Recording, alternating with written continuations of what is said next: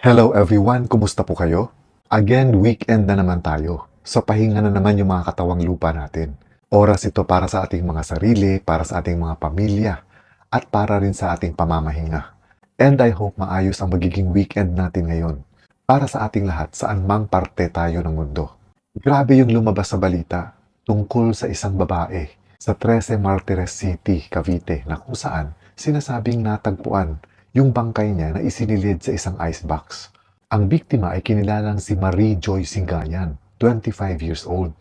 At sinasabi nga sa balita na itong si Marie Joy ay nagpapautang at meron siyang isang taong pinautang na kinilalang si Wilson de Ramos na sinasabing kapitbahay lang din nila. Ayon sa police investigation, lumalabas na itong si Marie Joy ay pumunta dito sa bahay ng salarin na si Wilson na sinasabing 35 years old para singilin ng utang niya na 50,000 pesos. Lumalabas sa investigation na nagkaroon ng pagtatalo ang dalawa. At ang ginawa ni Wilson ay hinila niya papasok sa loob ng bahay nila itong si Marie Joy at sinakal gamit ang nylon rope. Nung makitang wala ng buhay itong si Marie Joy, ay isinilid niya ito sa isang icebox para maitago niya yung krimeng nagawa niya. At pagkatapos daw nito, ay tumakas na siya. Pero dala daw ng kanyang konsensya, nung gabi ding yun ay tumawag itong si Wilson sa kanyang asawa at kinonfess nga niya yung krimen na nagawa niya. At sinabi nga niya dun sa asawa niya mismo na may bangkay sa loob ng kanilang icebox.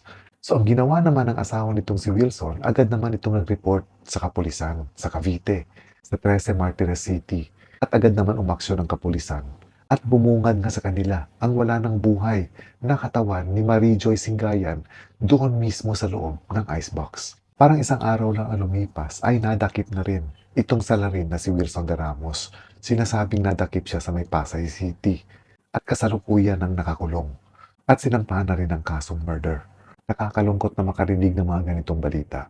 Lalo na kung tutuusin natin, walang kakwenta-kwenta yung dahilan ng pagkawala ng buhay ng isang 25 years old na babae. Natural lang na dahil may umutang sa kanya, dapat rin talaga niyang singilin yung umutang. Ay wala naman talagang utang na libre, kaya nga tinatawag na utang. Ibig sabihin, yung umutang, may obligasyon dapat talaga na magbayad.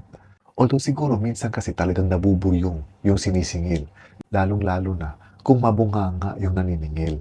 Pero ganoon pa man, wala pa rin siyang karapatan na saktan yung pinagkautangan niya. Nakakatakot tuloy ngayon, lalong-lalo na kung yung isa sa mga sideline mo ay yung pagpapautang. Siguro kung maniningil ka, mas maganda na may kasama ka para kahit papano may tutulong sa iyo kung sakasakaling magiging wild o magiging violent yung sinisingil mo. Kasi yung mga ganitong pangyayari, unpredictable din, hindi rin natin masasabi na kung minsan talagang tuluyang dumidilim ang paningin ng isang tao, lalong-lalo na kung punong-puno na yung utak niya at sobra-sobra na yung mga naririnig niya na hindi magaganda. Although hindi ko sinasabi na dahilan ito para gumawa ka ng karumal-dumal na krimen, pero meron kasing mga tao na hindi nila kayang i-handle yung mga ganitong situation. At alam din natin, kadalasan, yung mga may utang, sila pa talaga actually yung mas matapang kesa sa mga nagpautang.